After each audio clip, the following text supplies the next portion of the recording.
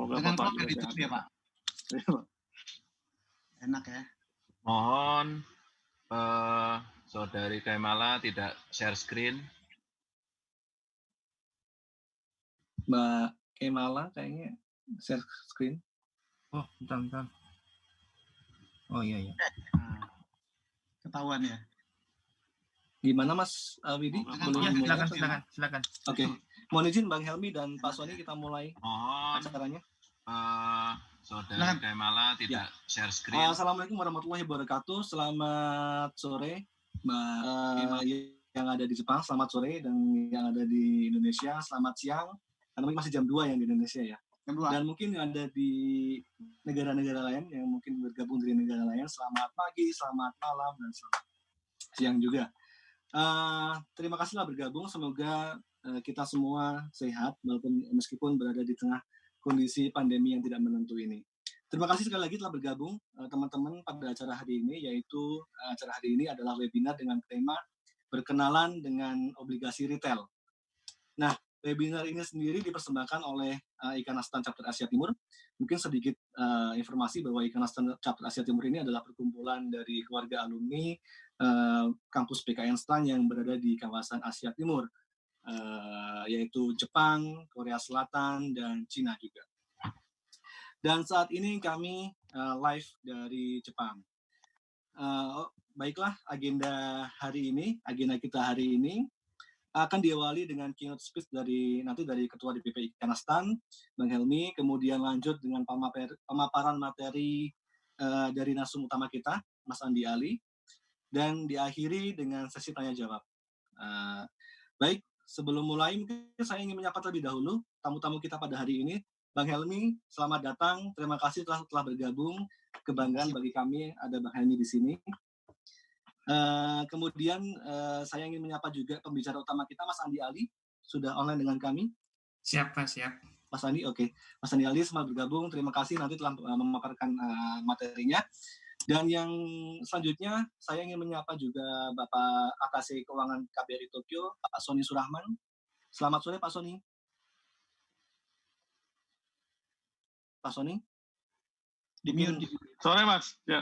Oh ya. Sehat Pak ya? Alhamdulillah. Alhamdulillah. Selamat bergabung Pak ya. Terima kasih telah menyempatkan untuk bergabung dengan kami Pak Sony.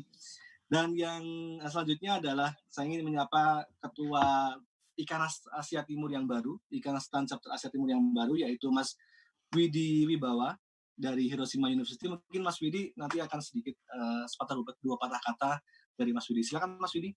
Terima kasih Mas Dimas, selaku moderator. Assalamualaikum warahmatullahi wabarakatuh.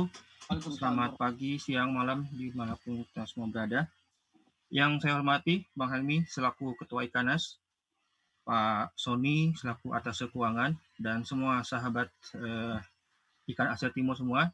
Terima kasih telah bergabung di acara webinar ini.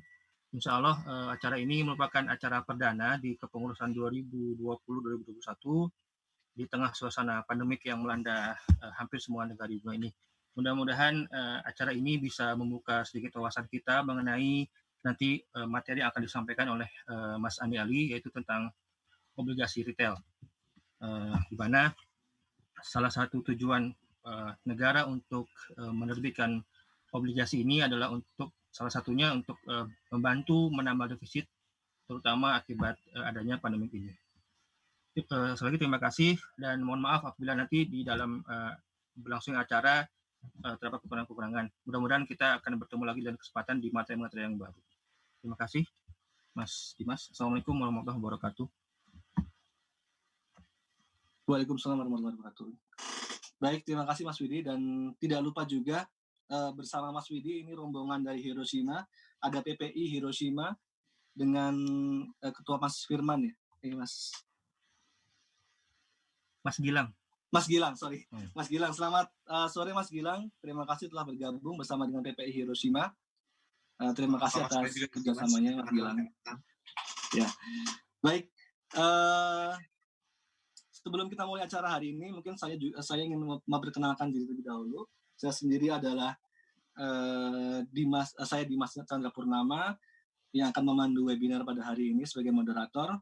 Saya adalah lulusan STAN Prodi Akuntansi tahun 2008 dan penempatan sebagai auditor pada Inspektorat Jenderal Kementerian Keuangan, dan saat ini sedang menempuh mengajar gelar master di Public Policy di the University of Tokyo.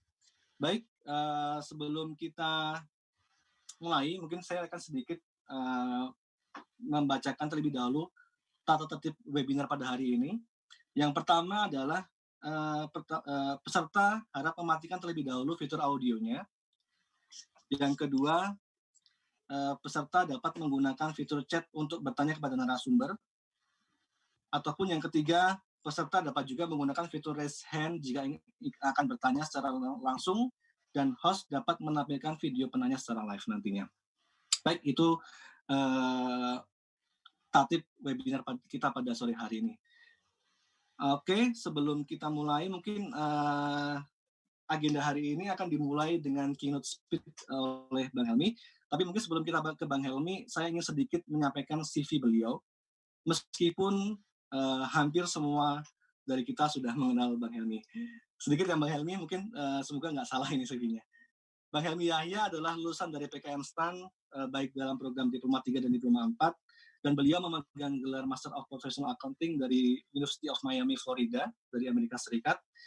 Beliau sempat menjadi PNS di Kementerian Keuangan dan BPKP, dan beliau telah malang melintang di dunia entertainment Indonesia, baik sebagai presenter, aktor, maupun produser, hingga saat ini memegang jabatan sebagai CEO pada beberapa perusahaan. Dan terakhir, beliau menjabat sebagai Direktur Utama TVRI. Saat ini, beliau adalah abang kita semua, yaitu Ketua DPP Ikanastan untuk periode 2019 sampai dengan 2022. Bang Helmy Yahya, waktu kami persilakan sekitar 15 menit. Ya. Wih, panjang banget 15 menit ya. Oke, saya mungkin tidak akan mengambil masa 15 menit lah ya, karena mendengarkan narasumber jauh lebih penting. Ya, jadi Bismillahirrahmanirrahim. Assalamualaikum warahmatullahi wabarakatuh. Selamat siang, selamat sore, salam sejahtera untuk kita semua yang sangat saya hormati atas keuangan KBRI Tokyo ya Pak Sony. Terima kasih Pak sudah bersama kita. Ya, juga Mas Widi, Ketua Ikanas Chapter Asia Timur, ya, beserta para pengurus dan semua anggota. Dan juga ini ada perwakilan dari Asia Timur Tengah, Pak Ali Abidin, ya, yang juga hadir.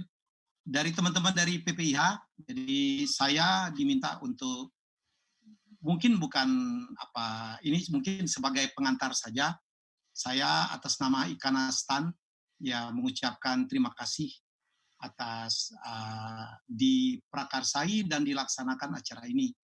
Jadi ini yang memang kita ingin lakukan, bahwa alumni dan juga teman-teman mitra alumni, ya, kita ingin membuat sebuah kontribusi ya kepada negara, kepada bangsa, ya, karena memang kita dididik dengan menggunakan uang dari negara, sedapatnya kita ada yang kita give it back gitu. Jadi kegiatan seperti ini dari dulu ya. Saya ke Tokyo kalau nggak salah kapan ya, November Desember ya. Setelah dari sini saya dipanggil untuk diberhentikan. Jadi alhamdulillah saya sekarang sejak Januari tidak lagi menjabat sebagai Dirut TVRI, walaupun sekarang saya diminta oleh beberapa orang untuk melakukan petun. Ya, lebih kepada memperjuangkan sebuah kebenaran, menyelamatkan TVRI, sebuah TV publik yang mimpi kita adalah menjadi setidak-tidaknya bisa menjadi sepersekiannya NHK lah ya. Karena NHK bagi kami di TV publik Indonesia adalah salah satu benchmark yang terbaik selain BBC dan juga KBS. Ya, jadi lebih kepada perjuangan, karena bagi saya udah malang melintang, saya jadi pegawai negeri mulai dari tahun 82, karena saya masuk 81, diangkat 82, dan resmi keluar dari pegawai negeri tahun 2008 pada saat saya mencalonkan diri menjadi wakil gubernur Sumatera Selatan yang gagal itu. Ya mungkin tahu, saya 3 kali pilkada kalah, alhamdulillah saya kalah. Kalau enggak, saya mungkin enggak menjadi seperti ini. Saya adalah seorang pejuang yang ya berjuang yang terbaik, mengembalikan apa yang saya dapatkan dari negara. Ya, jadi dan kemarin saya mendapatkan amanah untuk memimpin Ikatan Alumnistan yang memiliki 70.000 alumni. ya kita agak sedikit ke stun ini. Kita baru saja mendapatkan satu berita yang cukup mengagetkan kita bahwa STAN tahun ini tidak menerima mahasiswa baru. Ya, satu hal yang sangat kita sesali, tetapi there must be reason behind this gitu yang sedang kita sedang perjuangkan supaya moratorium ini tidak terlalu lama. Ya, karena kita percaya betul masih dibutuhkan ya alumni STAN seperti juga alumni dari perguruan tinggi lain untuk melengkapi barisan pengabdi kepada negara, ya. Dan saya menyambut sangat baik topik kali ini, memperkenalkan obligasi retail, satu hal yang saya pun kepengen mendengarkan. Ya, di tengah ekonomi kita, ekonomi dunia yang sekarang shutdown, ya luluh lantak gitu, chaos gitu. Ada negara yang ekonominya melambat, ya ada yang menjadi minus, ya Indonesia mengecil gitu. Dan kita percaya betul bahwa kita sedang dicoba sekarang, dan kita percaya betul setelah corona kita akan menghadapi the new normal.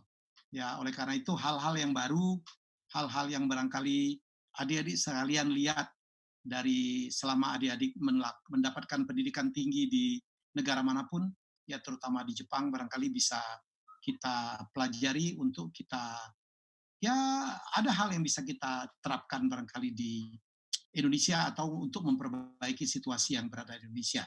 Jadi semoga kita mendapatkan manfaat, ya tidak pernah salah dari satu proses belajar mengajar. Saya adalah orang yang sampai sekarang belajar, saya nggak pernah berhenti belajar. Walaupun saya udah dijulukin sebagai raja kuis gitu, ya. Walaupun sekarang saya raja kuis sudah kalah dengan Pak Jokowi dengan sebutkan 5 nama ikan saya kalah gitu. Ya, tapi saya tetap belajar, semua saya pelajarin. Ya, jadi sekali lagi terima kasih Mas Ali sudah menjadi narasumber. Semoga diskusi kita ini menarik, ya, menjadi bahan pelajaran. Semoga kegiatan seperti ini akan berlangsung berulang-ulang. Jadi ada hikmahnya kita corona, mengajarkan kita tidak harus bertemu fisik. Kan ini biayanya murah sekali. Kemarin sempat membuat kegiatan sehingga wakil ketua ya Mas Wisnu harus ke sana, kan mahal sekali. Ya, jadi semoga dengan ini kita mendapatkan sebuah mainan baru, a new normal, bahwa kalau kita proses belajar mengajar, seminar gitu tidak harus bertemu fisik. Jadi itu saja. Ya, terima kasih adik-adik semua, terima kasih Pak Sony, terima kasih Mas Widi, selamat bekerja terus. Selamat atas terpilih memimpin Ikanas Chapter Asia Timur. Semoga kita makin memberikan manfaat kepada diri kita sendiri dan kepada negara. Wabillahi taufiq wal hidayah. Assalamualaikum warahmatullahi wabarakatuh. Terima kasih. Waalaikumsalam warahmatullahi wabarakatuh. Baik, terima kasih atas pembukaan yang sangat inspiratif dari Bang Helmi. Mungkin nanti Mas Widi sebagai Ketua Ikanas Asia Timur yang baru akan selalu menjaga amanah untuk membuat agenda-agenda yang terobosan-terobosan yang sangat menarik. Amin. Baik, agenda kita hari ini selanjutnya adalah agenda utama, pemaparan dari Mas Andi Ali sebagai narasumber utama mengenai obligasi retail negara. Namun sebelum kita masuk ke materi yang utama, saya akan sedikit memperkenalkan CV dari Mas Andi Ali. Mas Andi Ali Mustafa ini adalah ASN pada Subdit Analisis Keuangan dan Pasar Sun, Direktorat Surat Utang Negara di CPPA Kementerian Keuangan, dan beliau adalah lulusan STAN Diploma 3 Kebenaran Negara tahun 2004. Beliau juga lulusan dari MBA dari Section University of Applied Science dari Belanda, dan saat ini beliau sedang mengajar gelar PhD pada Development Policy IDEC Hiroshima University di Jepang. Baik, tanpa berlama-lama lagi, waktu kami persilakan kepada Mas Andi Ali sekitar 60 menit maksimal. Silakan Mas Andi Ali. Siap-siap. Terima kasih Mas Dimas atas waktunya. Yang terhormat Bang Helmi Yahya, Ketua Ikanas STAN, yang terhormat Pak Sony atas keuangan yang kami banggakan, dan juga Mas Widi, Ketua Ikanas STAN Chapter Asia Timur yang baru saja dilantik. Selamat Mas. Assalamualaikum warahmatullahi wabarakatuh. Selamat sore dan salam sejahtera buat kita semua.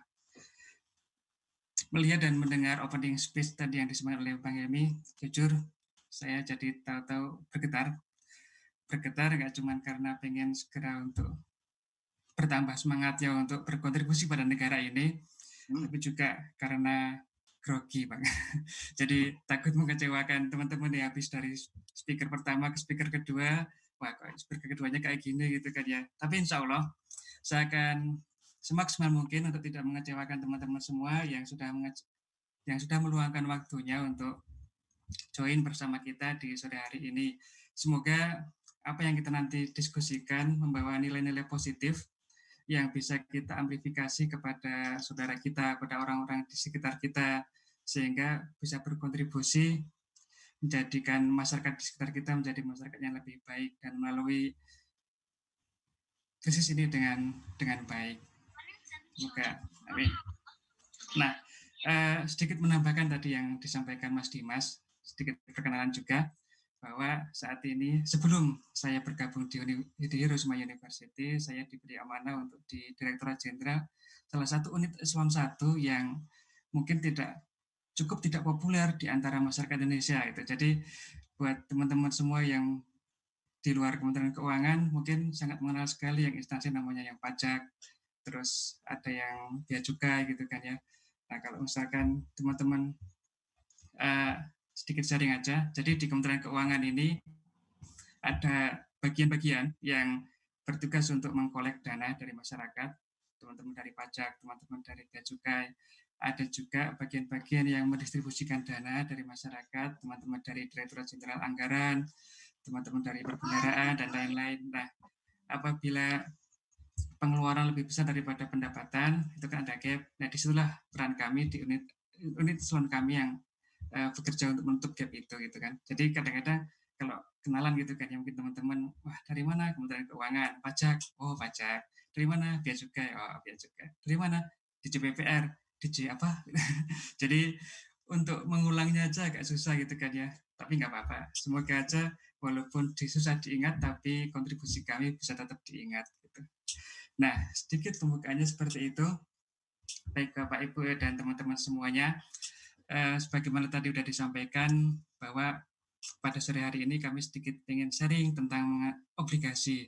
Nah, tapi sebelum kita langsung sharing mengenai obligasi, mungkin sedikit intronya, mungkin biar kita bisa satu pemahaman apa sih posisi obligasi negara ini di dalam berbangsa dan bernegara ini, terus apa arti pentingnya obligasi retail ini untuk kemandirian bangsa, apalagi kita saat ini sedang menghadapi suatu masa yang cukup susah, cukup sulit, di mana pendapatan negara tidak bisa lagi untuk jangan dinaikkan, untuk tetap pajak susah. Kemarin berdasarkan PP 54 mengenai usulan perubahan perubahan APBN, defisit kita udah melebar. Nah, apa sih peran obligasi itu? Nah, nanti kita bisa sering-sering sedikit mengenai peran obligasi, dan kira-kira kalau misalkan nanti teman-teman berminat untuk investasi, bagaimana caranya, dan lain sebagainya.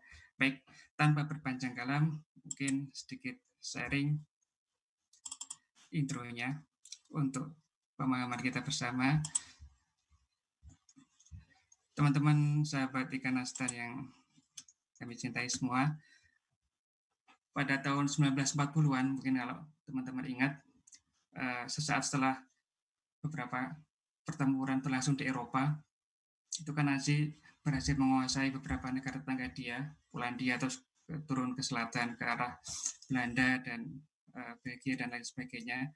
Nah, di seberang samudera sana di Amerika itu juga melihat eskalasi ini ternyata kayaknya bakal mengkhawatirkan. Makanya di bawah pimpinan Presiden Amerika waktu itu, Roosevelt, mereka mempersiapkan berbagai macam persiapan, berbagai macam antisipasi sekiranya semisal mereka juga akan terdampak oleh krisis yang ada di Eropa pada waktu itu. Di antaranya mereka mempersiapkan suatu instrumen yang waktu itu mereka namai sebagai defense bond. Jadi pemerintah Amerika Serikat mengajak masyarakat Amerika untuk ikut berpartisipasi dalam pengeluaran negara yang mungkin akan membengkak, terutama di pengeluaran militer, apabila Amerika terlibat perang. Nah, namun demikian terus berlanjut, kondisi keamanan waktu itu semakin memburuk, dan sebagaimana diketahui teman-teman semua, setelah Pearl Harbor, akhirnya US declare untuk ikut join dalam perang, dan akhirnya yang tadinya mereka sebut sebagai defense bond, akhirnya mereka berubah jadi war bonds. Nah, pesannya adalah ternyata ajakan untuk berpartisipasi dari negara kepada masyarakat itu idenya juga bukan ide-ide yang baru aja muncul, tapi sudah sejak Perang Dunia. Bahkan bukan cuma di US, bahkan ada di Kanada, mereka menerbitkan semacam, mereka kasih nama Victory Bond. Kemudian juga di Perang Dunia Pertama pun, itu di UK juga mereka menerbitkan semacam seperti war bond ini. Kemudian di Perang Dunia Pertama juga, di sisi lain di blok sentralnya, itu di Austria, Hungari, dan juga di Jerman, mereka juga menerapkan yang sama. Dan konon katanya waktu Perang Napoleon pun, kalau ditarik ke belakang lagi, pemerintahan Inggris dan Prancis juga sempat menggalang dana dari masyarakat juga. Tapi waktu itu mereka terbatas pada bankir-bankir yang sudah ada waktu itu, kayak Rothschild Family dan lain sebagainya. Nah, jadi penggalangan dana dari masyarakat oleh pemerintah ini juga ternyata sudah dimulai sejak zaman dulu kala gitu. Nah, kemudian yang menjadi concern adalah kita menggalang dana kok ke masyarakat gitu kan ya. Salah satu trigger pemerintah juga untuk fokus kepada masyarakat adalah grafik ini. Ini adalah grafik mengenai persentase jumlah total investor asing yang berinvestasi di surat berharga negara, di obligasi pemerintah. Teman-teman bisa lihat di sini, Indonesia warnanya hijau tua. Kita bandingkan dengan beberapa negara tetangga, karena di Asia Timur saya ambil beberapa negara di tetangga di sini, terutama di Jepang, yang warna merah ini. Kemudian ada tetangga kita, Malaysia, Filipina, dan Thailand. Kita lihat di sini, Indonesia itu berapa besar sih investor asingnya yang membeli surat berharga kita. Itu di kisaran, untuk beberapa tahun terakhir ini di kisaran 30-40%. Nah, kalau kita bandingkan dengan negara tetangga kita, ternyata ini cukup tinggi nih. Kalau kita lihat Malaysia ini di kisaran 30-an dan cenderung turun gitu kan ya. Kemudian apalagi di Jepang ini di kisaran belasan persen. Terakhir saya cek kemarin 12% atau berapa gitu kalau nggak salah. Nah, justru yang Filipina juga malah lebih rendah lagi. Data ini saya dapat dari Asian Bond Online, ADB. Teman-teman bisa akses kalau pengen dapat update-nya juga. Nah, di sini kita bisa melihat bahwa ternyata porsi asing di dalam obligasi pemerintahan itu ternyata cukup besar gitu kan ya. Mereka tertarik itu terhadap obligasi kita. Nah, ada juga yang sering bertanya kepada kami, Mas, itu kalau tahu asing besar, itu ngapain? Kenapa nggak ditolak aja by regulation? Dah, nggak boleh asing masuk, nah kan? Nah, kami dulu pernah ada joint research dengan teman-teman di FEB UI. Waktu itu salah satu kesimpulannya adalah apabila kita menolak investor asing by regulation, dah kita tolakin aja semua. Itu ternyata kontraproduktif. Jadi ada beberapa studi kasus waktu itu, kami ambil contohnya di Cina sama di India waktu itu. Jadi ketika asing ini ditolak, secara peraturan ditolak, dah nggak boleh masuk, itu ternyata berimpact nggak cuma di pasar keuangan, tapi juga di sektor-sektor real. Karena FDI yang masuk ke suatu negara juga akan enggan untuk masuk. Mereka akan sedikit semacam kayak dalam tanda kutip trauma. Kok saya diusirin gitu, teman-teman diusirin. Nah, takutnya ada semacam ketidakpastian. Walhasil mudaratnya lebih besar gitu kan ya. Akhirnya pertumbuhan ekonomi jadi terganggu dan lain sebagainya. Nah, oleh karena itu, kalau kita nggak bisa menolak mereka by regulation, pertanyaannya gimana caranya untuk meminimalisir? Akhirnya kita sepakati waktu itu, kalau nggak bisa menolak, ya udah kita besarkan basis investor domestik kita gitu kan ya. Nah, Maka dari itu, karena kita ingin membesarkan base investor domestik, kita harus mencari tahu nih, investor domestik apa yang kira-kira masih bisa kita kembangkan. Nah, akhirnya kita coba melihat, kita breakdown nih, kira-kira struktur investor-investor yang memegang obligasi itu dari mana saja gitu kan ya. Kalau kita lihat di sini, di tabel ini, teman-teman bisa lihat bahwa total obligasi yang dapat diperdagangkan saat ini adalah 2.800-an triliun. Dari 2.800-an triliun ini, itu ada sekitar 922 triliun dipegang asing. Kalau kita bandingkan dengan yang lain, kita lihat ini menjadi yang terbesar kan ya. Terbesar kedua siapa? Bank. Wah, bank ternyata 800-an triliun atau 27%. Nah, kita bisa sih mengencourage bank-bank untuk terus berinvestasi di SBN. Cuman ada kekhawatiran juga kalau misalkan bank-bank ini terus berinvestasi di SBN juga akan mengganggu salah satu fungsi dari bank itu, fungsi intermediasi yang dijalankan oleh bank gitu kan ya. Sehingga takutnya juga bisa menghambat pertumbuhan di sektor produksi, sektor real. Nah, kemudian kita lihat lagi mana sih kira-kira yang besar lagi. Oh, ternyata di sini ada asuransi dan dana pensiun 500 triliun. Setelah kita diskusi dengan teman-teman asuransi dan dana pensiun, dia masih ada peluang ke sana untuk dibesarkan. Tapi konon kabarnya mereka juga ada semacam ya target return yang ditetapkan oleh manajemen, sehingga kalau misalkan semua investasi mereka masukkan ke dalam obligasi itu katanya tidak akan bisa memenuhi target return mereka gitu. Nah, kalau kita lihat lagi di sini kita bisa melihat, oh ada satu nih ternyata investor individu ini masih kecil, masih hanya 90,94 triliun atau sekitar 3,15 dari total 2.800 triliun ini gitu kan ya. Nah, kita melihat oh ini masih besar ini. Lagi pula dan kalau misalkan kita lihat behavior dari investor retail ini, kalau kita lihat di beberapa negara yang lain, mereka cenderung loyal. Beda dengan investor asing yang mereka itu sebenarnya kebanyakan, apalagi kalau dari investment manager itu kebanyakan hedge fund itu kebanyakan mereka sangat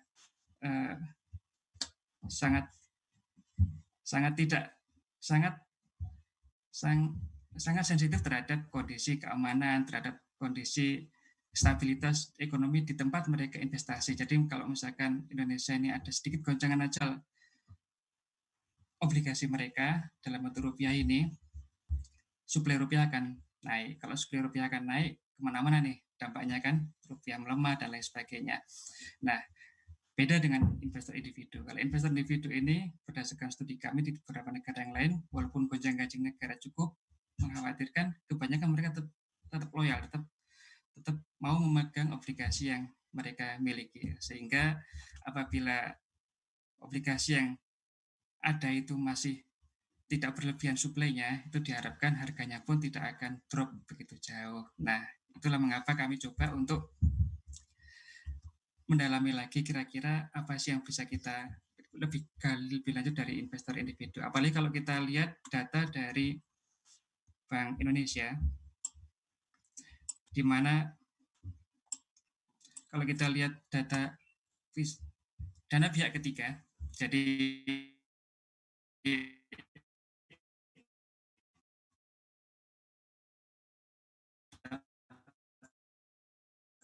tabungan Bapak, tabungan teman-teman semua itu sama bukan di 90 triliun tadi itu kayaknya nggak nyampe 2%-nya aja gitu kan ya. Nah, kalau misalkan itu bisa separuh dari investor asing. Jadi gitu. Nah, kita itu si investor asing sebenarnya juga tidak selamanya mereka membawa dampak buruk sebenarnya. Investor asing ini bagi kami itu semacam kayak benci tapi rindu, karena investor asing ini membawa dana yang murah kepada pasar keuangan dalam negeri, tapi memang kalau mereka terlalu besar akan meningkatkan risiko-risiko yang sudden reversal risiko yang mungkin bisa berakibat buruk bagi pasar keuangan dan stabilitas ekonomi kita.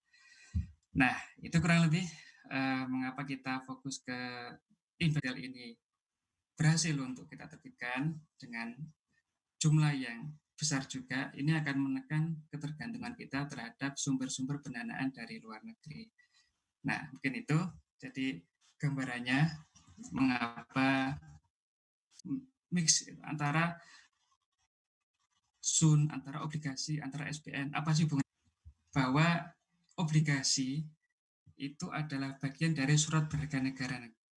Surat berharga negara itu, jadi surat berharga negara itu adalah obligasi negara. Surat berharga negara itu adalah surat efek sebenarnya, efek yang menaungi seluruh obligasi yang diterbitkan oleh negara ini. Tapi kalau istilahnya sendiri sebenarnya surat berharga yang syariah, surat berharga syariah negara, dikenal dengan istilah sukuk. Nah, untuk sore hari ini mungkin kita lebih fokus ke yang konvensional dulu. Mungkin karena sukuk, kalau sukuk mungkin bisa kita sesikan dalam sesi tersendiri, karena di sini nanti ada akadnya, terus ada macam-macam di sini. Nah, kita pergi ke arah sisi yang konvensional dulu. Nah, di sini ada surat utang negara SUN. Jadi kalau kita ngomongin SUN itu berarti bagian dari SBN. Nah, SUN itu kalau kita bagi lagi, kita breakdown lagi, itu ada dua, yaitu obligasi negara dan surat perbendaharaan negara. Bedanya apa? Kalau yang surat perbendaharaan negara ini itu adalah surat utang negara yang jatuh temponya kurang dari 1 tahun. Jadi misal kita terbitkan hari ini, 3 bulan lagi itu udah jatuh tempo, udah kita bayarkan lagi. Nah, salah satu kegunaannya ini untuk mengatur cash flow pemerintah. Nah, untuk yang obligasi negara ini yang lebih dari 1 tahun. Kalau kita breakdown lagi, di sini ada yang dalam bentuk rupiah, ada yang bentuk valuta asing. Nah, yang dalam bentuk rupiah ini ada yang variabel, ada yang mengambang, ada yang tetap. Nah, di antara ini ada yang savings bond retail dan obligasi negara retail. Nah, dua seri inilah yang sering disebut sebagai obligasi retail. Karena dua seri ini itu kita tawarkan kepada investor-investor individu. Nah, bedanya yang sangat kentara di sini adalah kalau savings bond retail itu dia kuponnya mengambang, sedangkan yang obligasi negara retail kuponnya tetap. Kupon itu adalah bunga gitu kan. Kalau di dalam istilah obligasi itu kupon itu bunga. Oke, mungkin itu sedikit pengenalannya biar tidak bingung, tidak mix antara istilah obligasi, SUN, dan SBN. Nah, terus kalau kita pergi lebih lanjut lagi mengenai bedanya ORI dan SPR. Tadi udah kita sedikit singgung mengenai kupon atau bunganya. Kalau misalkan ORI itu ternyata kuponnya tetap. Jadi kalau misalkan diterbitkan saat ini kuponnya bunganya 7%, sampai 3 tahun kemudian biasanya ORI ini tenornya 3 tahun, itu ya 7% terus setiap tahunnya. Kalau SPR ini mengambang mengacu pada apa? Mengacu pada BI rate yang berlaku pada saat itu. Biasanya kita adjust 3 bulan sekali. Tapi walaupun mengambang itu ada floor-nya, ada nilai minimalnya. Jadi misalkan kita terbitkan sekarang di level 7% lagi. Tahu-tahu Februari tahun ini, nah itu satu obligasi itu yang harus dikeluarkan apabila si investor akan menjadi yang punya nilai 100.000. Maka kalau misalkan kita pengen dapat 100.000 itu dan kita harus bayar 100.000, maka kita biasa sebut harganya di 100%, karena antara uang yang kita keluarkan untuk membeli obligasi itu dengan jumlah obligasi yang kita terima itu sama. Istilahnya par di sini. Jadi kalau misalkan teman-teman lihat di berita, oh harga at par, nah itu berarti harganya 100%. Antara yang kita bayarkan dan kita terima nominalnya sama. Tapi kadang-kadang apabila kita pengen beli obligasi 100.000, itu cukup bayar 90.000 karena harganya diskon, harganya di bawah 100% gitu kan ya. Loh kok bisa? Bisa karena perkembangan obligasi terutama yang bisa diperjualbelikan tadi itu nggak lepas dari supply and demand, sehingga kadang-kadang harganya akan turun. Kalau misalkan kita jual nih kayak mobil bekas tadi, tahu-tahu harganya tidak sesuai dengan harga yang waktu kita beli, sehingga harganya di bawah 100. Tapi kadang-kadang juga ketika kita pengen beli obligasi yang nilainya 100.000 tadi, kita harus mengeluarkan uang lebih 101.000 gitu. Nah itu biasanya harganya kita sebut lagi premium, harganya di atas 100%. Nah, itu konsep harga di aplikasi. Nah, untuk konsep kupon sendiri itu adalah bunga yang kita terima untuk setiap bulannya. Nah, ini kadang-kadang kita juga ngelihat di berita bahwa yield obligasi turun sama naik gitu kan ya. Itu terkait dengan harga tadi juga. Misalkan, ini sebenarnya hitungan lengkapnya juga ada, tapi kurang lebihnya ini simplifikasinya. Kalau misalkan dia lagi dalam kondisi premium, jadi kalau misalkan kita beli dengan harga yang 100% harga par, tahu-tahu kita jual dengan harga yang premium, itu kan berarti kalau kita beli di harga yang premium berarti kan kita harus mengeluarkan uang lebih untuk mendapatkannya gitu kan ya. Taruhlah di sini 102. Maka imbal hasil atau returnnya yang kan kita dapat itu kan berarti adalah harga ditambah dengan selisih harga yang harus kita keluarkan untuk memperoleh obligasi itu, sehingga returnnya lebih kecil. Nah, inilah yang returnnya yang disebut yield. Jadi kalau misalkan kita harganya itu ada di bawah 100%, itu biasanya itu berarti return yang diperoleh oleh investor itu lebih besar daripada kupon itu sendiri, sehingga yield-nya naik. Jadi kalau harganya naik, yield-nya turun. Hubungannya terbalik. Kurang lebih seperti itu. Semoga aja nggak bingung, tapi nanti kalau ada teman-teman yang pengen tahu lebih lanjut, bisa kita diskusikan. Nah, ini hubungannya apa? Hubungannya kadang-kadang kita ditanya juga, wah nanti kalau misalkan di tengah krisis kayak gini mau beli obligasi, untung nggak sih gitu kan ya. Nah, kita belajar dari krisis yang sudah ada yang sudah pernah kita alami gitu kan ya. Di sini ada 2 grafik, semoga aja nggak halusinasi ya. Lihat grafik kayak gini, kalau udah mau buka ini jadi kayak lihat mie sama kuahnya gitu kan ya. Nah, ini adalah grafik yang sebelah kiri, itu adalah grafik perbandingan antara kepemilikan asing dengan yield obligasi yang 10 tahun. Kami tampilkan 10 tahun biasanya 10 tahun seperti ini karena yield 10 tahun ini adalah obligasi yang menjadi benchmark. Jadi kalau 10 tahun turun, biasanya yield yang seri yang lain itu juga turun gitu kan ya. Kita lihat di sini, ketika asing itu naik, biasanya yield-nya turun, artinya harganya akan naik. Jadi kalau misalkan teman-teman nih beli obligasi di harga 100, tahu-tahu asing masuk, obligasi yang teman-teman pegang tahu-tahu 101 harganya, teman-teman jual obligasi itu, maka teman-teman punya keuntungan 1% dari setiap unit obligasi yang teman-teman miliki gitu kan ya. Makanya ketika asing naik, biasanya kita diiringi dengan yield obligasi yang turun. Dan yield obligasi yang turun ini adalah indikasi bahwa pasar di obligasi itu menguat gitu. Jadi kalau misalkan teman-teman lihat pemberitaan, asing inflow, asing naik gitu. Biasanya di belakangnya ada kecenderungan, berarti pasar obligasi menguat. Begitupun ketika ada di pasar saham dan lain sebagainya. Karena pemainnya semakin besar gitu. Nah, kita lihat di sini di Maret. Di Maret ini itu asing mulai melepas kepemilikannya. Ya kan? Nah, kita lihat efeknya ternyata di periode yang sama yield kita semakin naik. Artinya apa? Harganya turun. Nah, bagi para investor yang pegang obligasi waktu itu dan ingin menjual pada waktu ini, pada waktu terkena shock ini, biasanya mereka dapat ruginya, dapat loss-nya. Di sisi lain, pemerintah apabila pengen menerbitkan di era ini, di periode ini, maka yield ini adalah gambaran dari cost of borrowing pemerintah. Jadi kalau misalkan asing turun, biasanya diiringi dengan peningkatan cost of borrowing yang harus dikeluarkan pemerintah apabila pemerintah ingin menerbitkan sun seri baru untuk menutup defisit yang kita miliki gitu kan ya. Nah, kalau kita ingat tadi pada waktu krisis ini kan defisit kita naik.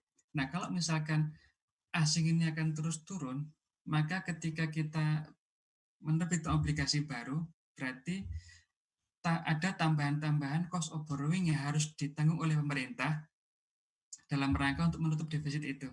Sehingga apabila kita tidak hati-hati mengelolanya, maka dampak dari pengelolaan fiskal ini ke depannya dari penanganan krisis ini ke depannya bisa berlanjut cukup panjang. Oleh karena itu, apabila kita bisa meningkatkan basis investor domestik kita, biasanya kalau kita lihat di beberapa studi di negara lain, apabila ketergantungan terhadap investor asingnya itu turun, apabila mereka melepas, maka cost of borrowing dari kita akan cenderung lebih mandiri apabila kita bisa membesarkan basis investor domestik ini, terutama dari investor retail. Nah, lebih lanjut, kita kalau belajar dari waktu krisis tahun 2008, yield kita itu ternyata pernah menyentuh level 20%-an.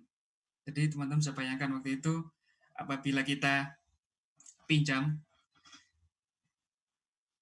apabila kita mendatangkan uang dari obligasi, kita harus menanggung cost of borrowing 2 kali lipat lebih dari yang kita tanggung sekarang di 20%-an. Kalau KPR aja sekarang ini layani, karena kami benar-benar pengen mengejar investor yang retail, karena berdasarkan pengalaman yang sudah kalau kita buka maksimal pembelian ini ternyata pada titipan dari investor institusi. Nah, investor institusi kayak bank dan lain-lain sebagainya. Nah, ini jadi kontraproduktif karena setiap penerbitan ori ini biasanya pemerintah mengeluarkan ekstra premium untuk kuponnya. Kemudian berapa minimalnya? Minimalnya adalah 1 juta. Ini makanya kita sebut retail karena emang kalau di Sun yang biasa itu paling enggak teman-teman harus menyediakan 1 miliar untuk bisa membeli seri-seri FR dan lain sebagainya. Tapi kalau untuk retail ini cukup dengan 1 juta. Jadi beda 3 digit 0. Teman-teman bisa untuk beli obligasi ini. Nah, pembayar kuponnya itu biasanya tanggal 15. Nah, untuk ori ini ada kita terapkan minimum holding period. Minimum holding period ini adalah ketika teman-teman beli, itu nggak bisa langsung jual, tapi ini hanya untuk di pasar perdana saja. Jadi untuk 3 bulan. Kemudian apabila ada window penawaran dari pemerintah buka, bisa langsung pesan. Jadi kalau registrasi bisa setiap saat. Untuk pemesanan ini hanya di waktu tinggal bayar gitu kan ya, terus dapat konfirmasi, udah itu aja. Jadi simple insya Allah untuk belinya. Nah, ini kurang lebih rincian dari bagaimana kita beli tadi. Nah, untuk pembayarannya sendiri itu kita buka fasilitasnya dari berbagai macam sumber, dari bank persepsi, dari internet banking dan lain-lain. Oke, itu dari cara belinya. Kemudian belinya di mana? Nah, ini teman-teman mungkin kalau ada yang tertarik mau beli atau misalkan ada saudara atau ada teman, bisa langsung mengacu pada mitra-mitra kami. Ada bank-bank pemerintah, ada bank-bank swasta besar di sini, dan juga ada beberapa fintech yang Upwork juga, ada Investri, ada juga di sini Bareksa gitu kan ya. Nah, masing-masing mitra kami ini punya keunikan masing-masing. Nah, untuk saat ini mungkin kita tidak kapasitas saya untuk menjelaskan, membandingkan antara satu dengan yang lain, tapi teman-teman bisa coba explore. Di masing-masing ini ada gimmick-gimmick tertentu untuk bisa menarik investor masing-masing gitu kan ya. Bisa didaftar melalui portal Kementerian Luar Negeri. Nah, cara belinya juga nanti kami konsepkan mirip dengan obligasi retail yang ada saat ini. Tinggal registrasi, pesan, bayar, dan konfirmasi saja. Jadi kami harapkan obligasi retail ini tidak hanya dibeli oleh individu-individu WNI yang ada di dalam negeri, tapi juga individu-individu WNI yang sudah berdiaspora di luar negeri. Nah, mungkin itu Mas Dimas. Maaf kalau kelamaan dari saya. Kalau misalkan nanti ada hal yang didiskusikan, dengan senang hati kita diskusikan. Sekian, terima kasih. Baik, terima kasih Mas Andi Ali. Informasinya sangat menarik sekali, terutama bagi saya atau teman-teman yang masih awam tentang investasi pada surat berharga negara ini. Ada satu hal yang menarik buat saya, ternyata potensi investasi dari retail sangat besar sekali ya di Indonesia, Bang. Ya, Mas Andi Ali ya. Baik. Sebenarnya masih ada waktu, Mas Andi. Masih ada waktu, saya nggak apa. Nah, tapi kalau karena materinya sudah selesai, kita bisa lanjut ke sesi yang berikutnya, yaitu tanya jawab dari peserta webinar. Saya cek dulu apakah Oke. ada pertanyaan. Ada di chat. Kita mungkin buka dulu tiga pertanyaan pertama dari 3 penanya pertama. Nanti mungkin bisa dikumpulin dan nanti Mas Andi Ali bisa menjawab. Ini sudah ada di kolom chat, sudah ada 2 pertanyaan dari 2 penanya. Nah, ada Mas Maman dan Mbak Nasiha ya kalau nggak salah. Siap. Ya. Mas Andi bisa melihat di Lebih bisa tahan atas gonjangan-gonjangan itu. Nah, kemudian apabila kita bisa memaksimalkan potensi-potensi dari domestik itu sendiri, maka di sini kita bisa melihat bahwa sumber-sumber pembiayaan itu ternyata bisa kita maksimalkan dari sumber-sumber yang memang dari masyarakat kita sendiri. Sehingga apabila pemerintah suatu saat nanti ada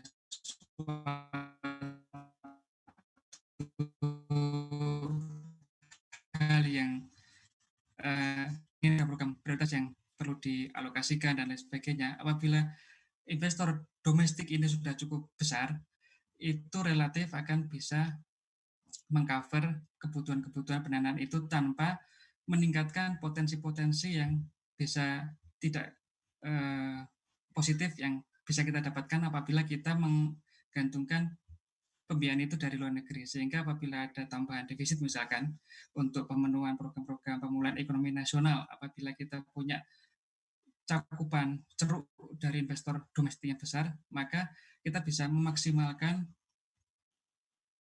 sumber-sumber itu untuk bisa menambah defisit itu tanpa harus khawatir apabila kita mendatangkan dana-dana dari luar negeri. Kurang lebih seperti itu. Jadi konsep mandirinya itu karena konsep dari kita untuk kitanya.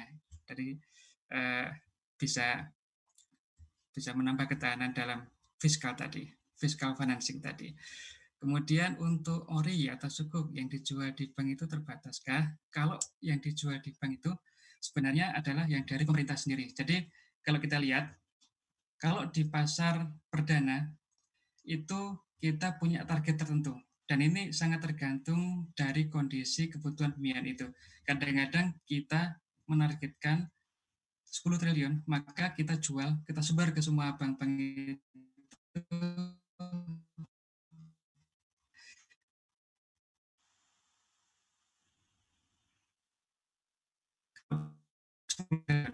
berjualan secara online itu setiap bank itu memang ada semacam kayak kuotanya. Jadi kalau misalkan Bank Mandiri dia punya kuota 5 triliun, dia sudah menjual 5 triliun, maka dia udah nggak bisa ngejual lagi. Tapi sekarang dengan sistem online ini, kuota tiap bank itu tidak ada. Jadi apabila teman-teman pengen beli dimanapun, selama pemerintah masih ngebuka window-nya dan juga masih ada space untuk bisa beli, maka di tiap-tiap bank itu masih bisa untuk melayani.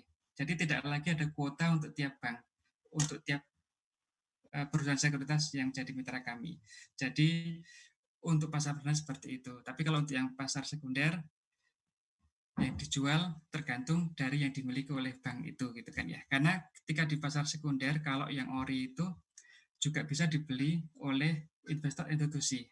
Sehingga apabila teman-teman pengen beli di bank, di pasar sekunder, artinya di window-window yang lagi nggak ada penerbitan dari pemerintah, itu bisa tergantung dari besaran obligasi yang dipegang oleh bank itu sendiri. Nah, semoga aja menjawab ya Mas Maman ya. Tapi kalau nanti ada yang kurang pas, bisa ditanyakan lebih lanjut. Nah, kemudian ke Mbak Nasisa, Mbak Ika ini ya kalau salah. Nah, kalau ngomongin soal tren kupon. Nah, ini sedikit sharing aja teman-teman. Kami ketika menetapkan kupon itu tergantung dari kondisi market pada waktu penerbitan itu. Jadi misalkan pada waktu itu kondisi marketnya itu kuponnya emang ternyata lagi naik, misalkan ada sesuatu yang tidak enak di pasar keuangan, biasanya emang kuponnya tinggi. Nah, selain kupon, kami juga memperhitungkan premium. Nah, kalau kita lihat, kalau yang ditampilkan Mbak Ika di sini kan SPR 04. Jadi kalau nggak salah masih SPR awal gitu. Nah, SPR awal ini kita masih ngasih premium cukup tinggi. Kenapa? Premium adalah tambahan dari nilai market yang seharusnya dijual kepada masyarakat, ditambah sedikit daya tarik lah, sweetener gitu, biar barangnya laku gitu kan ya.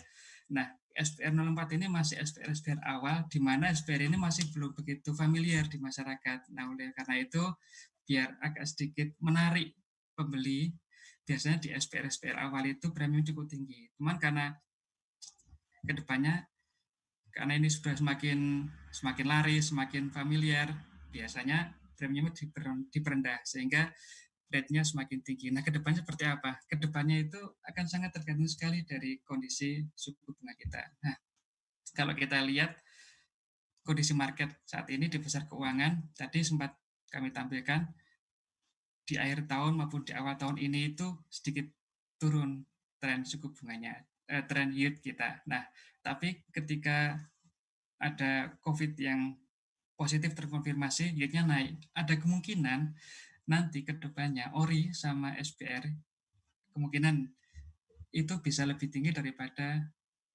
SPR atau ORI yang terbit sebelumnya gitu. Tapi itu semua akan sangat tergantung dari kondisi market pada waktu kita terbitkan itu. Jadi itu sedikit sharingan, sedikit mungkin gambaran. Jadi kenapa turun itu karena premiumnya lebih rendah, kenapa kedepannya seperti apa, kemudian bisa juga naik karena kondisi pasar keuangan yang cukup volatile gitu. Mungkin itu Mas Dimas. Baik, terima yang kasih terlewat Mas Andi Ali. Siap. Ya. Semoga jawaban dari Mas Andi Ali memuaskan dari teman-teman penanya ya. Dan saya kira sih cukup jelas untuk kita semua. Baik, ini di kolom chat sudah ada Pak Firly dan Pak Ahmad Rifai yang menyampaikan pertanyaannya. Tapi sebelum kita ke Pak Firly dan Pak Ahmad Rifai, mungkin saya akan buka dulu untuk teman-teman yang ingin bertanya secara langsung, ingin bertanya kepada Mas Andi Ali sebagai narasumber secara langsung. Saya persilakan untuk menggunakan fitur raise hand, dan Pak Anto sebagai host di sini akan nanti menampilkan video dari teman-teman penanya yang ingin menanyakan secara langsung. Mungkin sambil menunggu, mungkin sekitar 5 menit, 4 menit, saya juga ingin bertanya sih Mas ini. Siap Mas, siap. Saya penasaran aja nih, karena kalau instrumen ORI ini kan sebenarnya marketable ya, bisa diperjualbelikan. Nah, kecenderungannya apakah sejauh ini apakah ORI ini memang di hold sampai akhir atau memang diperjualbelikan di pasar sekunder ini kebanyakan? Itu aja sih, mungkin penasaran aja saya. Siap. Jadi kalau kita ngomong kecenderungan itu, perhatikan yang berlaku umum ya Mas ya. Yes. Yang berlaku umum itu biasanya emang behavior dari investor individu ini hold to maturity. Dia pegang sampai akhir gitu. Tapi sebenarnya ini juga jadi PR kami karena perdagangan di pasar sekunder ini tadi kayak asing tadi, benci tapi rindu. Kalau terlalu banyak yang pegang sampai akhir, akhirnya jadinya serinya ini nggak liquid.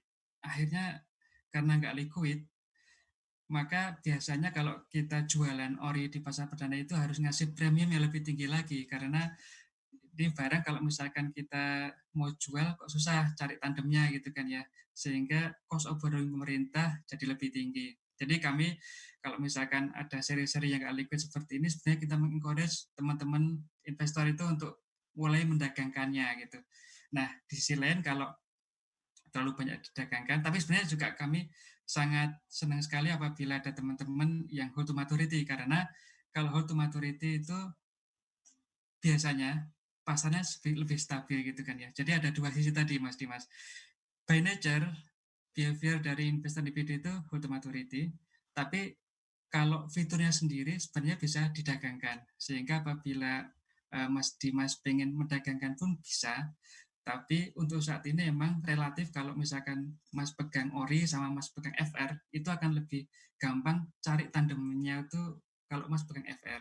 Tapi biasanya kalau pegang FR itu minimal yaitu miliaran gitu. Kalau ORI bisa jutaan gitu kan ya. Jadi ada pros ya, ada dua sisi tadi. Kurang lebih seperti itu Mas Dimas. Ada kasih kira-kira? Ya, siap. Sangat jelas sekali Mas Andi. Jadi baik di hold sampai maturity maupun diperjualkan ada untung ruginya untuk pemerintah sendiri ya. Oh iya, ada Iya. tuh ruginya buat kami.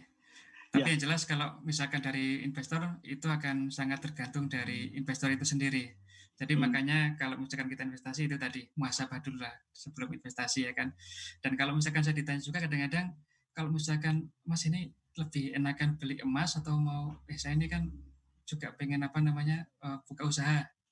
Enakan buka usaha beli emas atau beli ori. Nah, ini tergantung kita sendiri. Kalau misalkan kita emang lagi pengen menggerakkan sektorial ya monggo kalau mau buka usaha, tapi kalau emang kita punya dana yang berlebih dan pengen untuk beli sesuatu yang tidak bikin kita deg-degan daripada beli saham, bisa jadi pilihan untuk beli obligasi ini gitu, karena walaupun dia diperdagangkan tapi harganya relatif stabil. Kenapa relatif stabil? Karena di akhir maturity, di akhir period itu nanti teman-teman semua itu tetap akan mendapatkan harga yang 100%. Jadi walaupun tadi harganya bisa naik turun di tengah-tengah itu, nanti kalau misalkan jatuh tempo, obligasi yang Mas Dimas pegang, misalkan 100.000, walaupun Mas Dimas dulu belinya 99.000, nanti ketika jatuh tempo tetap dapat duitnya dari pemerintah tetap 100.000 lagi. Gitu kurang lebihnya. Siap. Terima kasih Mas Andi Ali atas penjelasannya. Baik, apakah ada yang teman-teman yang ingin menanyakan secara langsung? Saya kira tidak ada yang melakukan fitur raise hand. Oh, ada Mas dari Pak Ketua kita, Mas Widi di bawah. Monggo silakan. Mas Widi. Mungkin nggak langsung terkait materi ini. Saya hanya ingin menyampaikan bahwa tadi kan Mas Andi menyampaikan bahwa kita ada dua ya, ada konvensional sama syariah. Nah, untuk di sesi berikutnya, kalau kita bahas yang syariah, apakah bersedia? Siap. Kita atur aja, Mas. Sudah ada bahan untuk pembahasan sesi Zoom meeting selanjutnya. Insya Allah yang syariah. Jadi buat teman-teman nanti yang juga berminat untuk mengenal lebih jauh investasi yang non konvensional, bisa stay tune nanti di akun kita. Insya Allah kita adakan lagi di sesi berikutnya.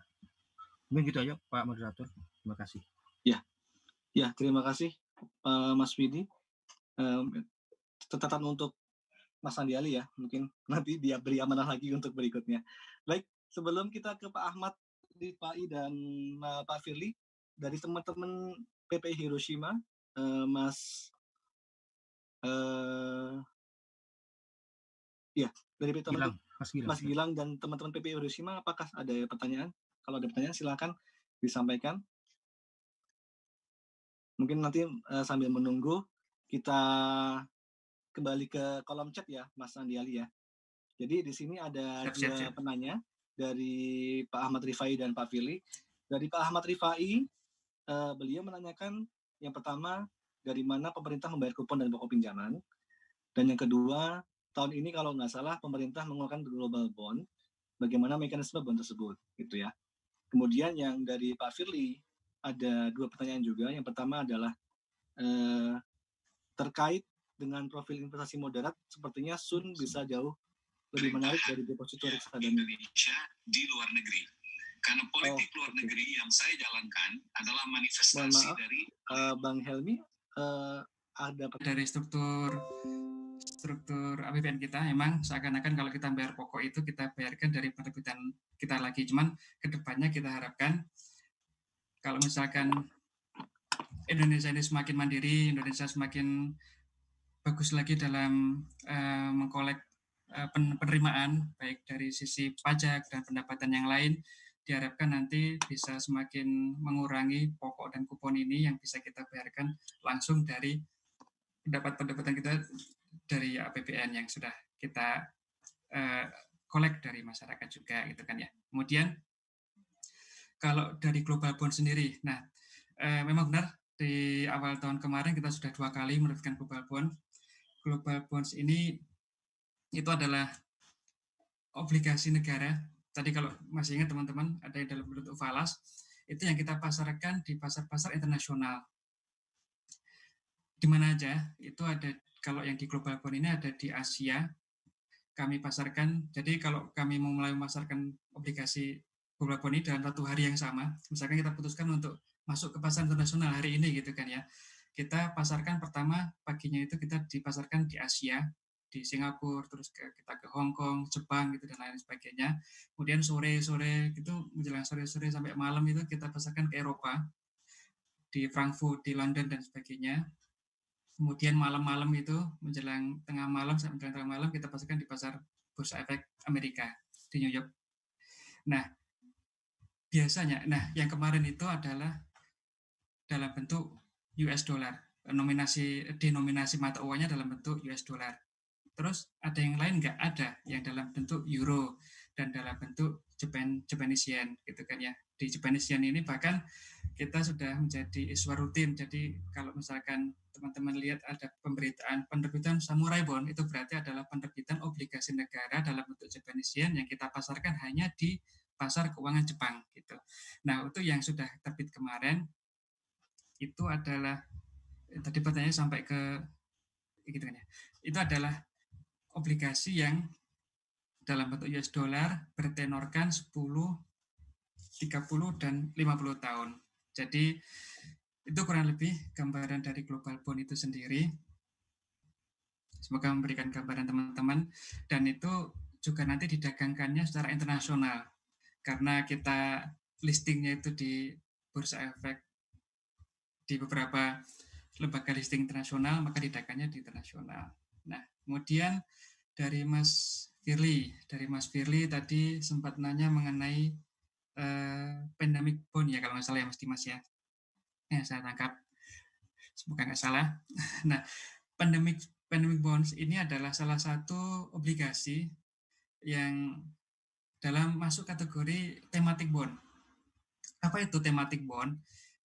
Thematic bond itu adalah obligasi yang kita terbitkan untuk membiayai suatu pengeluaran tertentu. Kayak war bonds tadi yang di US, itu juga masuk thematic bonds.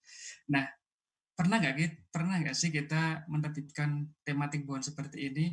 Pernah, yaitu Green Sukuk sebenarnya.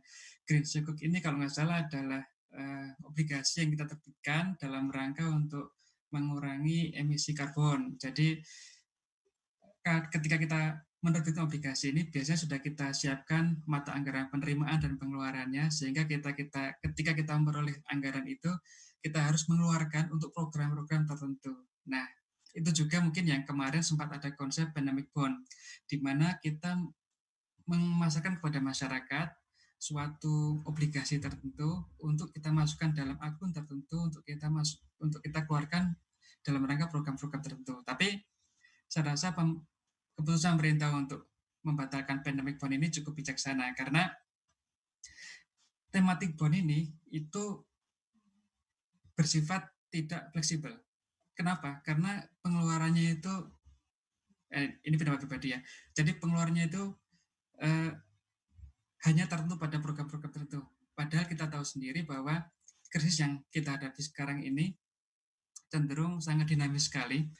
Tidak ada yang tahu ke depannya akan seperti apa, tidak akan yang tahu berapa lama gitu kan ya. Sehingga butuh fleksibilitas dalam realokasi, refocusing anggaran itu. Sehingga apabila kita mengumpulkan dana dari masyarakat dengan bentuk tematik bond seperti ini, itu justru akan membuat kita kesulitan sendiri dalam mengalokasikan anggaran itu dan bergerak beradaptasi untuk merespon kondisi-kondisi terkini yang dihadapi. Oleh karena itu, penerbitan obligasi yang kita terbitkan saat ini tetap kita terbitkan, tapi nanti masuk dalam skema general funding. General funding ini apa?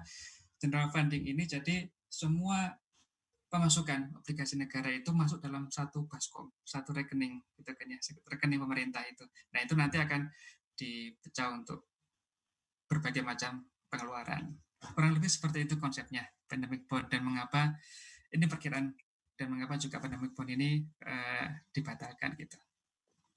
Ya. Gitu Mas Dimas. Mungkin ada satu lagi Mas Andi dari Pak Firly.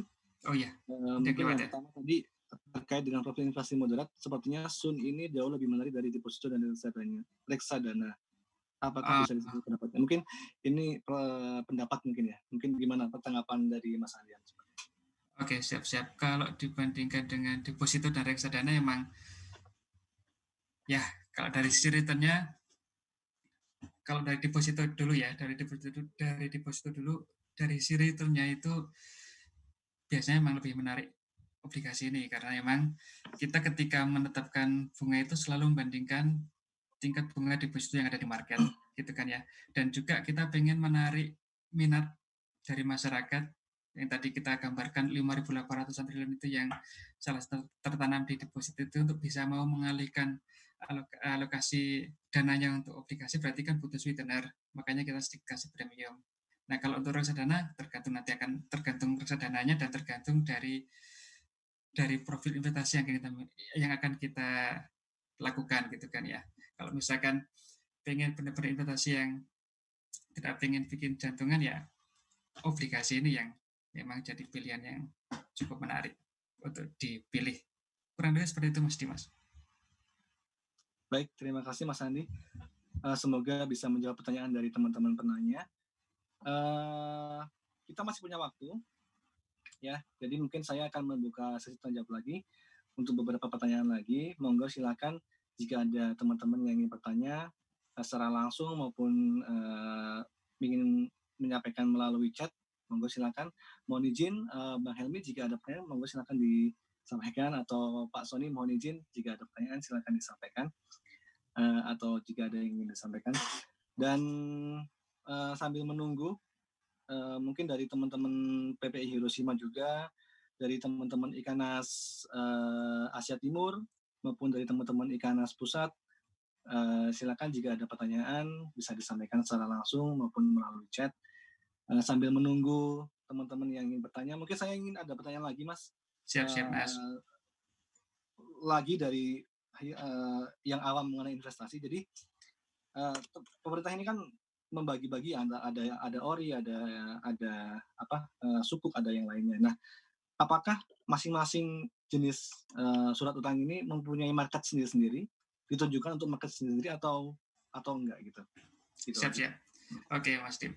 Thank you Mas Dim. Jadi pemerintah ini itu, kami itu kalau ibarat restoran, kami di sana menyediakan berbagai macam menu memang. Jadi kita ingin menyediakan menu yang beragam, yang sesuai dengan selera market yang pengen kita tuju kan ya. Jadi kita mencoba meracik menu-menu itu sedemikian rupa sehingga gitu kan memenuhi ekspektasi dari masyarakat yang akan kita tuju. Jadi kalau misalkan kita pengen menyasar obligasi, kita pengen menyasar investor-investor yang individu, ya kita bikin suatu ramuan fitur-fitur produk dari obligasi itu yang cocok dengan investor individu. Di antaranya jumlah minimal kita kecilin, terus kita bisa jualkan secara online dan lain sebagainya. Tapi kalau kita ngejar marketnya investor-investor yang punya dana yang besar, dana investor asing, itu ya kita racik sedemikian rupa sehingga minimal untuk investasi aja 1 miliar dan lain sebagainya. Nah, itu masing-masing dari produk kita memang kita tujukan untuk masing-masing profil dari investor yang beragam itu, Mas. Jadi benar, kami memang di sini mencoba untuk senantiasa untuk meracik ramuan-ramuan baru, makanan-makanan baru yang semoga aja nggak ketinggalan zaman gitu kan ya, sehingga bisa bersaing dengan produk-produk investasi yang lain gitu. Apalagi dengan berkembangnya jasa keuangan ini, kadang-kadang kami melihat ada beberapa teman-teman yang di fintech itu mereka menawarkan produk-produk yang luar biasa, sehingga kami juga harus berinovasi untuk bisa tetap menggait investor-investor yang ceruk-ceruk investor baru, di antaranya investor-investor yang anak muda, yang milenial gitu kan ya, sehingga kita terus ini Mas Dimas terus untuk berinovasi itu. Mungkin itu. Jadi masing-masing memang ada ininya. Ada masing-masing ada penggemarnya masing-masing, marketnya masing-masing. Oke, ya terima kasih Mas Andi Ali. Mungkin sebelum ada Pak Firman yang sudah raise hand di sini, tapi sebelum kita ke Pak Firman, mungkin saya ingin menyapa terlebih dahulu ada Pak Wakil Ketua Ikanastan di sini yang sudah bergabung, Mas Wisnu, Mas IWW, selamat bergabung. Terima kasih sudah menyempatkan untuk bergabung. Jika ada pertanyaan mungkin bisa disampaikan kepada Mas Andi Ali. Ya.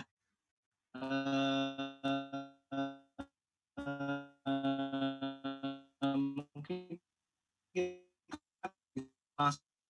Terima kasih, Mas. Istri, presentasi bagus. Saya cuma mau konfirmasi dikit doang. Tadi di awal presentasi ada histogram terkait dengan perbandingan dengan beberapa negara itu loh. Iya. Ada Indonesia kan cukup tinggi itu ketika marketnya dijual ke luar ya. Siap. Cuma mungkin aku kurang mendengarkan dengan baik. Cuma itu menunjukkan bahwa tingkat lakunya itu lebih tinggi atau tingkat porsi bond kita di luar lebih banyak dibandingkan negara lain gitu.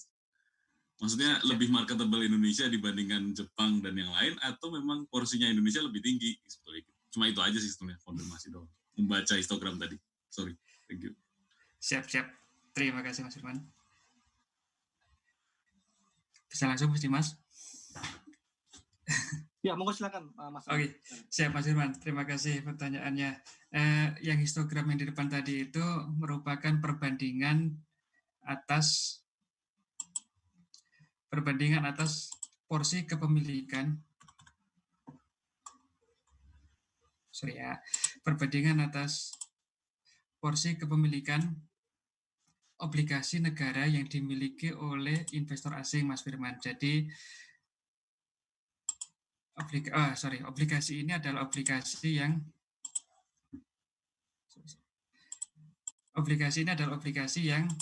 dipasarkan di dalam negeri. Jadi yang saya tampilkan di sini adalah 2.800 triliun ini adalah merupakan obligasi yang dipasarkan di dalam negeri, obligasi domestik, bukan termasuk global bonds. Nah, kalau misalkan kita lihat obligasi yang kita pasarkan di dalam negeri, kok ternyata dibeli oleh asing banyak juga. Apakah ini berarti obligasi kita menarik? Ya, terus terang. Obligasi kita menarik, karena obligasi kita masih banyak hal. Obligasi kita masih menawarkan return yang tinggi, terus rating kita tinggi, dan lain sebagainya. Dan ternyata inflow dari investor asing ini sebenarnya tidak hanya ke Indonesia saja. Dia juga ke emerging market yang lain. Jadi emerging market saat ini itu salah satu favorit dari investor global itu untuk berinvestasi, Mas Firman. Jadi apabila kita lihat perbandingannya, ini kebetulan yang saya bandingkan adalah negara-negara yang tetangga kita, yang Jepang, yang Myanmar dan Malaysia. Ini adalah sama-sama obligasi yang dipasarkan di pasar domestik. Nah, kalau kita misalkan bandingkan dengan obligasi global yang mereka miliki, itu mereka juga masih cukup bersaing kok. Jadi memang ini bukan membandingkan seberapa lakukah obligasi secara keseluruhan itu di masing-masing negara ini, tapi ini adalah seberapa besar porsi dari obligasi domestik yang dipasarkan dalam negeri yang dibeli oleh investor asing. Nah, ada dua sisi emang di sini. Apabila kita lihat di Jepang di sini, itu kok yang bisa masuk asingnya sedikit, karena emang domestiknya kuat. Jadi bukan karena Jepangnya sendiri nggak begitu laku, tapi karena emang domestiknya kuat. Tapi juga kalau dari sisi Indonesia sendiri, asingnya kok banyak, itu karena domestiknya yang kurang, atau memang karena asingnya yang sangat berminat terhadap Indonesia. Jadi bisa dilihat dari dua sisi tersebut, Pak Firman. Ada restriksi nggak, Mas? Sorry, saya nambahin pertanyaan. Ada restriksi di dalam negeri nggak? Kalau untuk kasusnya Jepang, untuk kasusnya Filipina, untuk kasus kenapa dia lebih rendah? Gitu? Bukan hanya karena faktor asingnya doang. Sepanjang kami ketahui tidak ada, Mas Firman. Jadi di Filipina, di Thailand itu tidak ada. Jadi mengapa mereka bisa tinggi? Karena nature dari investor-investor mereka itu konon. Sebagai contoh Jepang, itu mereka lebih menghindari berinvestasi di aset-aset yang berisiko, risk averse mereka. Jadi mereka lebih nyaman untuk berinvestasi di produk-produk investasi yang dikeluarkan oleh negara mereka sendiri. Jadi by nature, investor domestik mereka itu emang lebih nyaman untuk berinvestasi di dalam negeri itu. Nah, makanya confidence dari investor domestik itu juga pengen kita tumbuhkan di Indonesia, sehingga kita bisa dapat topangan investor domestik yang bagus dari Indonesia, sehingga bisa memaksimalkan sumber dana dari dalam negeri itu. Dan masing-masing market itu punya sebab yang berbeda-beda, Pak Firman. Mengapa bisa di Malaysia misalkan kok bisa lebih rendah dari Indonesia, itu mereka punya sebab yang berbeda. Bahkan ada negara-negara lain, masalah contohnya Hungari. Hungari itu saya pernah lihat, dia itu pernah menurunkan investor asingnya dengan tajam sekali di tempo yang sangat singkat. Ternyata karena ada semacam aturan, tapi bukan restriksi dari pemerintah untuk menolak asing, tapi ada semacam aturan untuk menambah porsi dari perusahaan-perusahaan domestik itu untuk menambah porsi investasi di obligasi pemerintah mereka. Itulah mengapa kita juga mungkin di Indonesia beberapa waktu yang lalu di salah satu POJK yang ada itu ada aturan yang mengencourage perusahaan asuransi, perusahaan dana pensiun itu untuk menambah porsi dana kelolaan mereka agar mau berinvestasi, agar mau diinvestasikan di dalam Sun, Pak Firman. Jadi kita tidak menolak asing, tapi kita mengencourage dari pasar asuransi dan juga dana pensiun untuk lebih menambah alokasi mereka. Di sisi lain memang ini akan mengurangi risiko dari perusahaan asuransi dan dana pensiun ini, karena mereka kan juga ada kewajiban-kewajiban yang mereka harus sampaikan ke stakeholder gitu kan ya. Nah, jadi ada dua manfaat di situ, untuk bisa mengurangi risiko dan juga bisa menambah porsi domestik kita. Tapi memang karena pertumbuhan dana kelolaan dari dana pensiun dan juga asuransi ini itu pertumbuhannya itu juga sejalan dengan pertumbuhan outstanding kita, maka di sini tadi kita bisa lihat pertumbuhan secara persentase belum begitu signifikan gitu. Mungkin gitu sedikit gambarannya, Pak Firman. Terima kasih. Siap. Terima kasih. Baik, terima kasih Pak Firman dan Mas Andi atas jawabannya, penjelasannya. Baik, kita masih punya waktu sekitar 15 menit lagi hingga pukul 6. Dan mungkin saya akan buka dua penanya lagi untuk dua penanya terakhir untuk sisa waktu ini. Silakan jika ada yang ingin bertanya menggunakan fitur raise hand ataupun ataupun menggunakan chat. Ya mungkin ada Mas Gilang ya, ada Mas Gilang di sini yang ingin bertanya. Silakan. Pertanyaan Mas Gilang, ada pertanyaan kedua terakhir, dan pertanyaan selanjutnya adalah pertanyaan terakhir dari Mas Wisnu, Wakil Ketua Ikanastan, yang menitipkan pertanyaan kepada saya. Jadi mungkin setelah ini kita akan tutup sesi tanya jawabnya. Silakan Mas Gilang untuk berbicara. Oke, terima kasih Mas Dimas. Sebelumnya terima kasih banyak kepada Mas Ali yang telah memberikan informasinya mengenai obligasi retail yang menurut saya pribadi ini sangat berguna, terutama bagi kami-kami yang masih dalam generasi milenial begitu, yang mungkin masih belum mengerti banyak mengenai kebijakan fiskal atau obligasi dan sementara mengenai obligasi diaspora. Jadi kan menurut saya pribadi obligasi diaspora ini juga selain sebagai sarana kami yang atau teman-teman yang berada di luar negeri ini untuk berinvestasi, juga sekaligus bisa membantu keuangan negara. Nah, sebenarnya lalu pertanyaan saya adalah untuk nominal pembelian minimal obligasi diaspora ini apakah sama dengan obligasi retail yang di dalam negeri, dan dari pemerintah Republik Indonesia sendiri seberapa besar sih target penjualan obligasi diaspora ini kepada warga diaspora Indonesia yang ada di luar negeri? Itu yang pertama. Lalu yang kedua, mengenai teknisnya untuk mengaplikasikan obligasi diaspora, tadi yang saya dengar melalui kartu yang berasal dari Kementerian Luar Negeri. Nah, jika sudah atau misalkan belum memiliki kartu ini, atau misalkan sudah memiliki kartu ini nih, bagaimana kami langkah teknisnya untuk mendapatkan atau itu untuk ikut berpartisipasi dalam obligasi diaspora ini?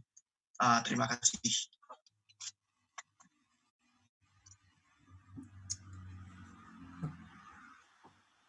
Baik, terima kasih Mas Gilang untuk pertanyaannya. Silakan. Terima kasih Mas Gilang atas pertanyaannya. Diaspora Bond ya. Diaspora Bond ini kurang lebih kami konsepkan itu mirip dengan obligasi negara retail. Jadi Diaspora Bond ini sekarang konsepnya belum final, Mas Gilang. Jadi masih dalam proses untuk peracikan tadi. Jadi garamnya itu masih mau kita tambahin, kurangin, kira-kira timpas enggak asinnya gitu kan ya. Gulanya juga gitu. Jadi masih di koki kami. Secara resmi belum keluar nih resepnya gitu kan ya. Jadi kita belum bisa secara firm banget, wah ini nanti diaspora bond akan seperti apa. Cuman yang saya dengar dari teman-teman, diaspora bond ini konsepnya nanti akan mirip dengan obligasi retail yang ada saat ini, di mana minimalnya 1 juta, maksimalnya 3 miliar. Tapi dengar-dengar juga mungkin bisa akan ada perubahan untuk minimal dan maksimal ini. Nah, kemudian untuk targetnya sendiri, di dalam perencanaan penerbitan obligasi sendiri, itu kami ada yang namanya rencana gross. Rencana gross itu rencana yang kami terbitkan secara global. Nah, ini yang selalu dipublikasikan di tempat umum. Nah, untuk yang rencana yang masing-masing per seri, per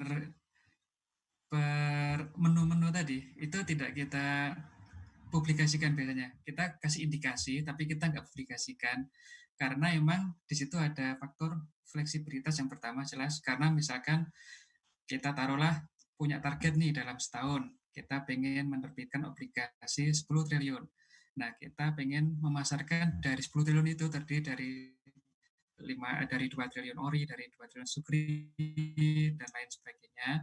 Nah, tapi ternyata di awal tahun ori nggak begitu laku. Berarti kan kita harus nambah sukritnya, sehingga target sukritnya semakin besar. Nah, itu hal semacam ini yang kita tidak publikasikan karena ada faktor fleksibilitas tadi, Mas Gilang. Di sisi lain juga ada yang namanya cornering. Jadi di obligasi itu karena pemain besarnya itu sebenarnya itu aja itu kan ya. Jadi kalau ngomongin retail itu kan investornya bisa ribuan, bisa jutaan mungkin bisa. Tapi saat ini baru ribuan sih, belum sampai jutaan gitu kan ya. Tapi kalau ngomongin investor besar itu sebenarnya investornya sebenarnya itu aja gitu kan ya. Beberapa investment manager yang besar itu aja gitu. Nah, kalau kita misalkan publikasikan masing-masing serinya itu secara rigid kepada publik, maka mereka bisa membaca nih, oh pemerintah nih ternyata yang 5 tahun masih butuh banyak nih. Ya udah, akhirnya mereka bisa terjadi kayak semacam kesepakatan yang di luar secara informal gitu kan ya. Mereka bisa mengasih harga yang lebih mahal pada pemerintah. Sehingga ketika pemerintah butuh untuk memenuhi target yang 10 tahun tadi, itu harus mengeluarkan tambahan dana untuk bisa mencapai target itu. Makanya kita coba keep target-target masing-masing seri itu tidak kita publikasikan secara berkala. Tapi biasanya pada waktu menerbitkan itu ada target indikatif. Nah, target indikatif aja ini yang bisa kita pegang. Tapi ini pun juga biasa diumumkan dalam 1 hari atau 2 hari sebelum masa penawaran itu dibuka. Jadi kalau misalkan Q3, misalkan diaspora ini akan dibuka penjualannya di kuartal 3 nanti, ya nanti berarti akan diumumkan secara resmi di kuartal 3 nanti. Atau 2 hari, sehari atau 2 hari menjelang penerbitan itu. Tapi tidak sekarang-sekarang, karena kita pengen coba untuk meramu dulu nih kira-kira yang cocok, kira-kira berapa besarnya, kira-kira banyaknya seperti apa gitu. Itu mungkin kurang lebihnya Pak Gilang untuk yang diaspora ini. Nah, untuk teknisnya sendiri, yang pertama, Kemilen, mengapa kami, yang mungkin sebelum ke teknis bagaimana cara belinya ya, itu mengapa kami menggunakan Kemilen, karena kami pengen yang pertama itu mendapatkan suatu dokumen yang benar-benar menjadi legitimasi masyarakat itu, suatu individu itu adalah diaspora, terutama yang untuk WNA tadi. Karena kan kalau untuk yang WNI sudah jelas ya, untuk WNA tadinya, untuk mendeteksinya secara formal atau apa. Ternyata Kemilen ada yang dapat masukan dari teman-teman di Kemenlu. Kemudian kita juga pengen dapat suatu dokumen yang bisa membuktikan keunikan suatu individu tadi. Jadi kan ada, di kami itu ada maksimal pembelian 3 miliar. Nah, kalau misalkan kita nggak punya pegangan, ini individunya ini kita ambil dari mana nih 3 miliar, kita hitung dari mana, berdasarkan apa ID-nya. Kalau yang di Indonesia jelas dari nomor induk kependudukan NIK. Nah, kalau di luar negeri ternyata kita punya nomor induk yang ada di Kemilen ini yang bisa kita pegang, sehingga apabila investor ini dia beli di Bank Mandiri, beli di BRI maupun beli di bank-bank yang lain masih bisa terdeteksi sebagai satu investor, sehingga bisa kita saring dan tidak melebihi maksimal 3 miliar.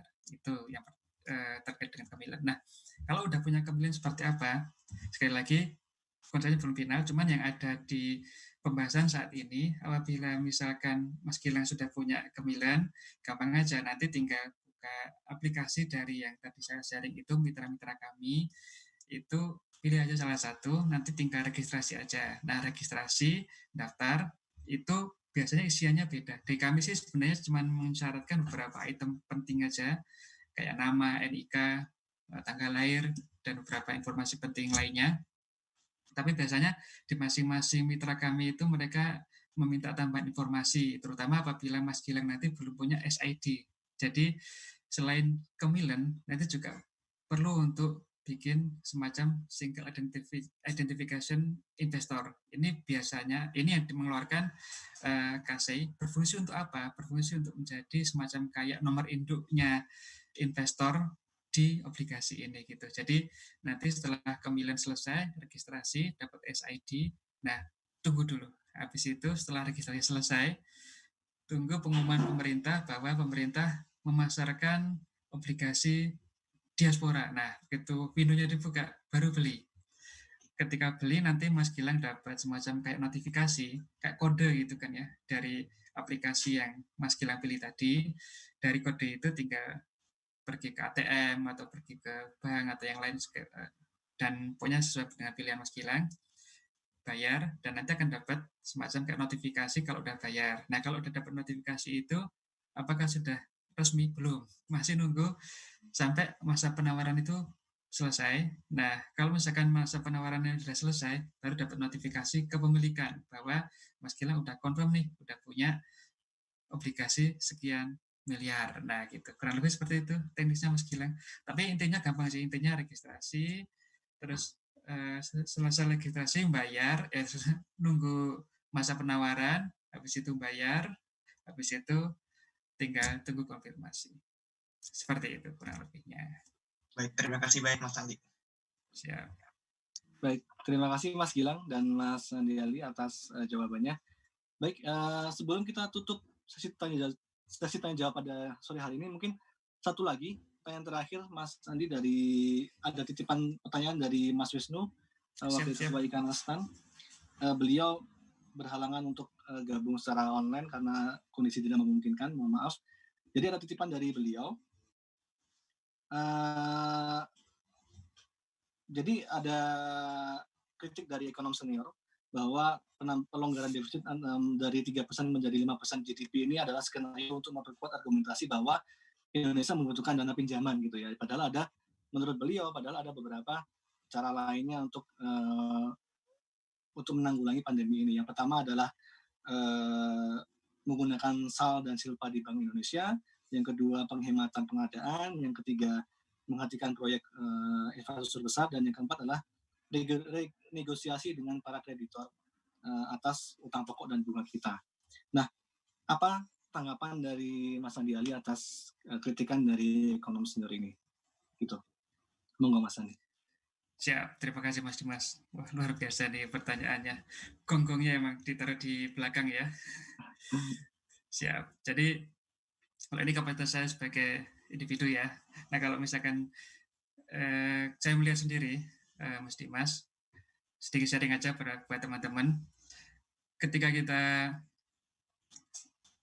saya ada bertugas aktif di Kementerian Keuangan, di kami di situ ada semacam kayak tim kecil. Kita menyebutnya tim Cash Planning Information Network. Di situ kita bertukar informasi mengenai kebutuhan cash dan kebutuhan pengeluaran serta pembiayaan di sana. Nah, ketika kita ada semacam kayak shortfall di dalam cash kita, itu biasanya ada langkah-langkah yang kita lakukan untuk kita propose ke pimpinan.